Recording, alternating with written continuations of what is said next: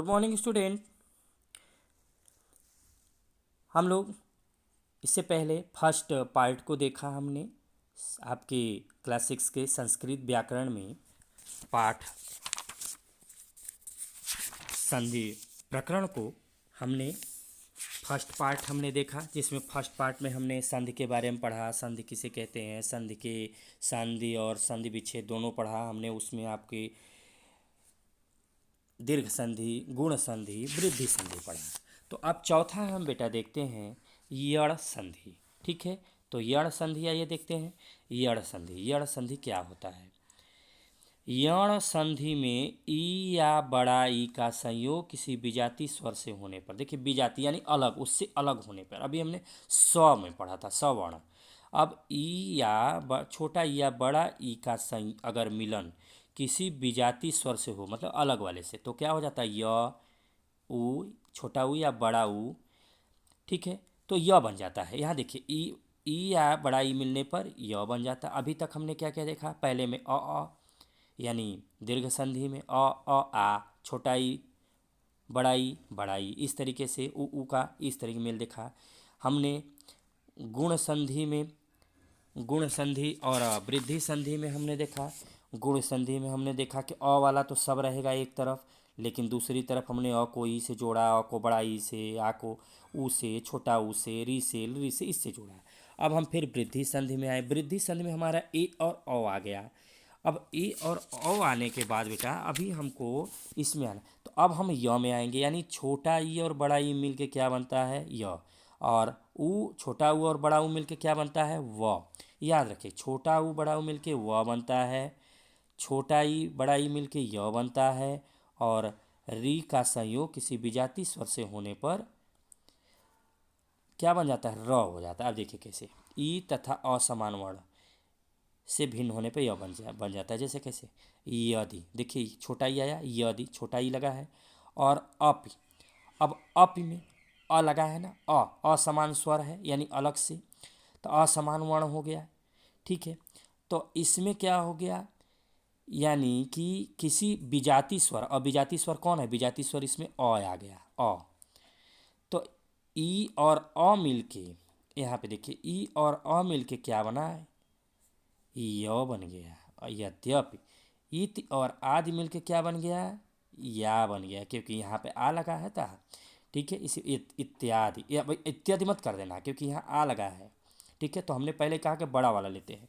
फिर देवी, बड़ाई और एक्यम, ए मिलके क्या बना? देव ऐक्यम, यानी आय बन गया। तो हमने कहा ना कि ए और आय बड़ा होगा।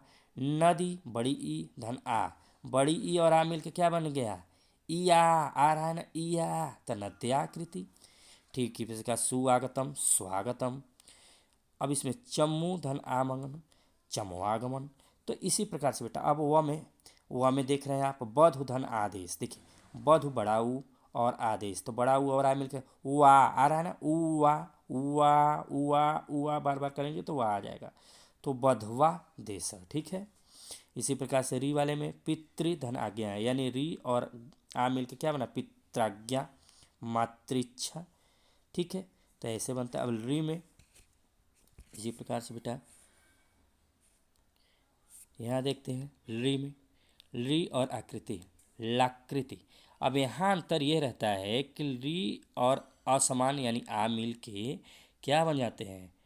क्या बन जाते हैं? ला बन जाते हैं। ठीक है, यानी री जो होता है वो हट जाता है, आ हो जाता है, यानी ये ल पे जो लगा है, तो ठीक है, ये हट के आकृति, लाकृति। ठीक है, फिर लाकारः, अब यहाँ लिकारः मत कर देना, लाकारः। ठीक है, याद रखना। अब आते हैं हम पाँचवें में, अयादि संधि। अयादि संधि मोस्ट इम्पोर्टेंट। अयादि संधि यानी अयादि संधि में ए और ऐ को अय, ओ को औ और ऐ को आय तथा औ के स्थान पर आ हो जाता है। जैसे कैसे देखिए, ए प्लस कोई स्वर अगर हो तो आया। ठीक है, अब प्लस कोई स्वर, देखिए ने में ए आया है, ने और कोई स्वर अति यानी अ आ गया। ठीक है, तो क्या हो गया? नयति, नयति। देखिए न तो हम रखेंगे ही, अब अय आ गया नयत। अब ती भी आया है ना, तम ई नयति। ठीक है, तो नेयति नहीं करेंगे, नेयति नयति नयति बार बार। देखिए नय धन अकह, तो क्या पहले बोला, अब आय क्या बन जाता, अय रहे तो आ बन जाता, ए रहे तो अय, यानी जब यहाँ हम बड़ा लाए तो यहाँ भी बड़ा हो गया, अ का बड़ा, और यहाँ भी अगर छोटा ए है तो यहाँ भी अ हो गया। ठीक है, तो अय अपनी जगह पे रहेगा और कोई स्वर अपनी जगह पे रहेगा, यानी नायक तो नायक नयत। ठीक है, नयनम ने धन अनम, देखिए ने धन अनम क्या हो गया, अब ने धन अनम मैंने पहले ही बताया कि अ अगर रहे तो यह हो जाएगा। ठीक है, अगर यहाँ पे आ रहता तो क्या हो जाता, ये ने जो था ये न होके आ हो जाता। ठीक है, तो नयनम और गय धन का गाय का। ठीक है, ओ का देखिए भो धन अति, यानी ओ और अ मिल के क्या बनता है, ओ और भवति वति। ठीक है, तो इसी प्रकार से इसमें देखिए नव नव धन इक, तो अ आ गया ना, यानी आविक, तो यहाँ आविक लग गया, यानी ओ के स्थान पे भवति, यानी अ भ जो था वो भ ही है, लेकिन यहाँ पे न आ बन गया, यानी नाविक।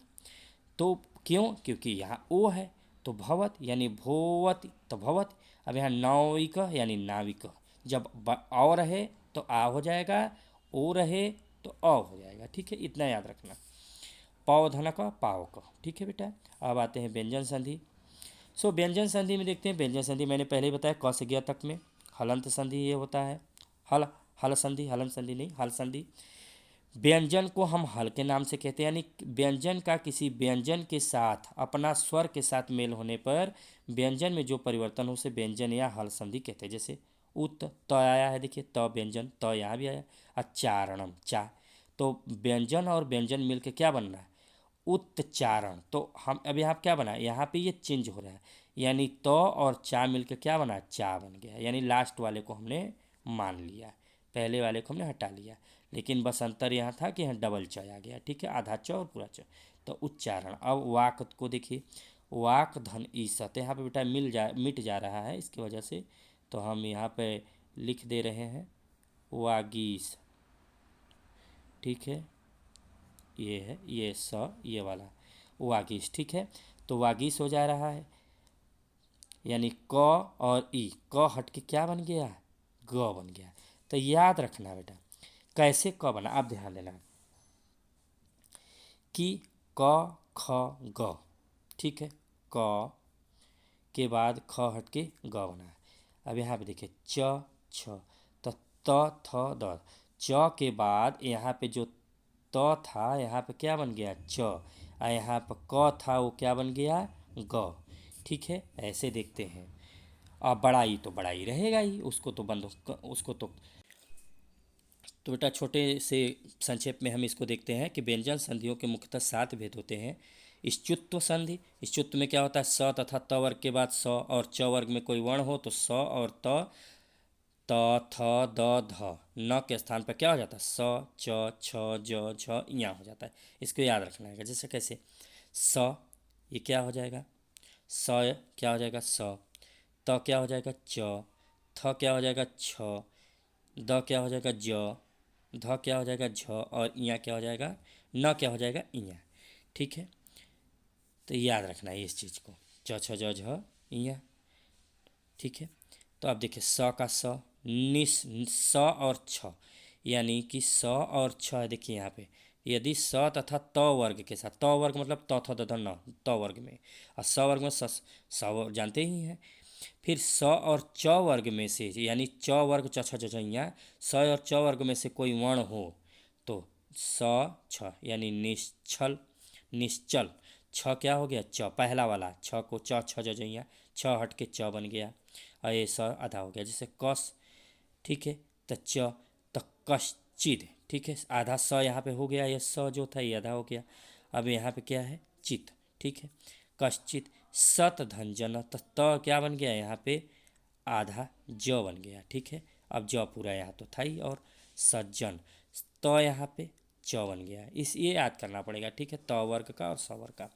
अब आते हैं, अब दूसरा देखें, इष्टुत्व या खड़ित्व संधि। इसमें क्या है, यदि स तथा त वर्ग के साथ खटकोण वाला स और ट वर्ग में कोई वर्ण हो तो स छोटा स और त वर्ग को क्रमशः खटकोण वाले स में और ट वर्ग में आदेश हो, जैसे स का स, जैसे दृश्य स आया यहाँ पे और यहाँ पे ट ट आया है क्योंकि ट वर्ग में कोई वर्ण हो तो बोला है, तो क्या हो जाएगा दृष्ट, यानी स क्या हो जाएगा ये बन जाएगा दृष्ट। राम फर्स्ट, अब देखिए राम तो राम है ही, लेकिन यहाँ पे स जो है ये इसमें आ जाएगा क्योंकि हमें इसमें आना, जैसे इसमें, ठीक है। उत धन टीका, तो क्या हो गया यहाँ ट क्या बन गया, यहाँ भी ट बन गया, त वाला ट, तट्टिका। उड्डयनम, ठीक है, द ड बन गया। इसी प्रकार से ज वाले में देखेंगे जिस्त संधि, जिस्त संधि में यदि वर्ग के पहले व्यंजन क च ट त प से परे, यानी वर्ग के पहले, यानी वर्ग के पहले, तो देखिए व्यंजन हो वर्ण के पहले बेटा, तो क च ट त प, जैसे क ख ग घ छ छ ज ट ठ ड ढ त थ द न प, पहला अक्षर सबका से परे उत्तर पद के आरंभ में, यानी पहले वाले पद बाद के पद में, उत्तर पद यानी ये के आरंभ में कोई स्वर किसी वर्ग का, किसी वर्ग का, किसी वर्ग मतलब समझ रहे हैं, जैसे क वर्ग में क ख ग, ग तीसरा हुआ, च वर्ग में च छ ज, तक वर्ग है, ठीक है। तो क वर्ग में देखिए क वर्ग है प्लस स्वर है, तो यहाँ पे क्या हो जाए तीसरा वर्ण, जो वहाँ पे मैंने बताया, तो क आ गया क, अब यहाँ पे स्वर है तो आगे इस तीसरा ले लिए। जगत त है, तो यहाँ त थ द, देखिए द होगा जगदीश, ठीक है बेटा, तो बहुत ईजी है। दुग्धम, तो यहाँ पर क ग बन गया, यहाँ पे देखिए ध क्या बन गया बुद्धि, ठीक है। त थ द, द बना, त थ द। अब यहाँ देखिए प फ ब, ठीक है, त थ ध, ठीक है, तो लब्धम, ब जो है ब बन गया, प फ ब, ब तीसरा यानी लेते हैं। इतना याद रखना कि अगर हम किसी को भी जोड़े तो तीसरा उस वर्ण का, उस वर्ग का तीसरा हो जाएगा। अब आते हैं चर्त्व वर्ग में, वर्ग के पहले दूसरे तीसरे, ठीक है बेटा, ठीक है बेटा। तो इसी प्रकार से अब इसमें चर्तों में देखते हैं कि वर्ग के पहले दूसरे तीसरे और चौथे वर्ण के उपरांत, यानी वर्ग के पहले दूसरे तीसरे और चौथे वर्ण के उपरांत वर्ग का पहला दूसरा या ये स वर्ग वाले, यानी बड़ा स छोटा स और खटकोण वाले स आए तो पहले वर्ण के स्थान पे उसी वर्ग का पहला वर्ण हो जाता है, ठीक है। तो बेटा यहाँ पे देखते हैं, अब आया लत्व संधि, थोड़ा सा इसको देखते हैं इधर, पहला है तब, ठीक है। तो पहला वर्ण का वर्ण, जैसे सद धन कर्म, तो द क्या बन जाता है त थ द, तो त देखिए बन गया सद कर्म, यानी सत कर्म। उत, अब यहाँ भी उत आएगा, क्यों, क्योंकि पहला वर्ण और अण का पहला वर्ण जब रहे, यानी पहला वर्ण तो ये हो गया द, यानी त थ द, त हो गया, और वर्ग का पहला वर्ण, तो वर्ग का पहला था ये क, ठीक है। तो अब यानी द क्या बन गया त उत्कीर्ण, ठीक है, उद धन किर्ण उत्कीर्ण। इसी प्रकार से लत्व संधि में देखेंगे, यदि त वर्ग यानी तथा तथा न के उपरांत ल आए, इसके बाद ल आए तो त वर्ग के स्थान पर ल हो, जैसे तत् धन लीन, तो त क्या बन जाएगा ल बन जाएगा, आधा ल इसमें जुड़ जाएगा, तल्लीन। उत धन लेख उल्लेख, यानी त ल बन जाता है, याद रखना बेटा। यदि ल आए तो आधा ल भी हम जोड़ देते हैं त को हटा के, ठीक है। अनुस्वार संधि में, अनुस्वार संधि में देखते हैं, अनुस्वार, यदि पदांत म के उपरांत कोई भी व्यंजन आए तो उसके स्थान पर म का अनुस्वार, अनुस्वार यानी ये जो ऊपर रहता है हो जाता है, जैसे म धन व्यंजन मिलके अनुस्वार बनते हैं, जैसे गृहम म आया, अब गच्छति व्यंजन ग आया तो म और ग मिलके क्या बना, ऊपर हमने म को हटा के ये वाला बिंदी लगा दिया। संस्कृत में आपको बहुत मिलता होता दुखम, ठीक है, तो ऐसे दुखम धन प्राप्नोति, दुखम प्राप्नोति, ठीक है, तो ये हो, यानी म को हमने हटा के अनुस्वार लगा दिया। अब म स्वर के साथ अगर आए तो क्या होगा, अभी तो व्यंजन के साथ अनुस्वार था, अब म अगर स्वर के साथ आए तो म लगाते। इसको बेटा याद रखना है कि फलम, यहाँ भी म आया है, यहाँ भी म आया, लेकिन यहाँ पे क्या था, यहाँ पे व्यंजन था इसीलिए यहाँ पे अनुस्वार लगे, लेकिन यहाँ व्यंजन नहीं है, यहाँ पे क्या है स्वर है आ, तो फल मानय। अब म को क्या बन जाएगा म और आ, जैसे पहले में हमने पढ़ा था स्वर संधि में, तो यहाँ भी हमने स्वर में ऐड कर दिया, फल मानय, ठीक है, तो हो गया। अब पर सवर्ण में देखेंगे बेटा, यहाँ भी देखिए, यदि पद के बीच में अनुस्वार के उपरांत स का वर्ग आए, यानी स खटकोणा स और ह स तथा ह को छोड़कर कोई भी व्यंजन आए, तो अनुस्वार के स्थान पर सदैव उस वर्ण का पांचवा वर्ण हो जाता है। जैसे गम और तात, क्या हो जाएगा? गंता, यानी म क्या हो गया? ता। अब शाम धन क्या बन गया? शांत, यानी इसको छोड़ के कोई भी व्यंजन आ रहा है यदि प के बीच में, ठीक, पद के बीच में, तो हो जाएगा। अब आइए विसर्ग संधि। विसर्ग संधि के बेटा मतलब ये होता है जो लगता है जैसे पद के बाद, जैसे ये लगा नमः, देखिए म के बाद लगा है ना, तो ये वाला, तो नमः धनते यानी नमस्ते। तो जब हम ऐसे यानी विसर्ग से परे स्वर और व्यंजन इसमें अलग हटके विसर्ग में होने वाला परिवर्तन विसर्ग संधि कहलाता है। ये चार प्रकार के होते हैं, जैसे नमः धनते नमस्ते। कैसे नमस्ते बना इसको आगे देखेंगे, ठीक है। तो देखते हैं सत्व संधि। यदि विसर्ग के बाद स्वर प्रत्याहार के वर्णों में कोई वर्ग का प्रथम द्वितीय वर्ण या स वाला वर्ग आए, तो विसर्ग के स्थान पे स और बड़ा स, छोटा स, बड़ा स और खटकोण वाला स हो जाता है। जैसे कैसे, तो इसको देखते हैं, ठीक है। तो देखते हैं, पहला वर्ण स या ता तथा थ स के साथ सही, जैसे मन, तो पहला वर्ण है। अब किसके साथ आया? स या तो ता के साथ आया ना, तो है ता, तो पहला वर्ण तो ठीक है। तो यदि पहला वर्ण किसके साथ आया? ता के साथ आया, यानी स या ता थ स के साथ, तो स ही रहता है। जैसे मन स्ताप, यानी हट के क्या बन गया? आधा स बन गया, तो स ही रहता है, मैंने पहले ही कहा था। छात्र धनतिष्ठत, तो छात्रिष्ठत, ठीक है। ठीक है, इसका धनु धन टंकार, धनुष टंकार, तो स लग जाएगा।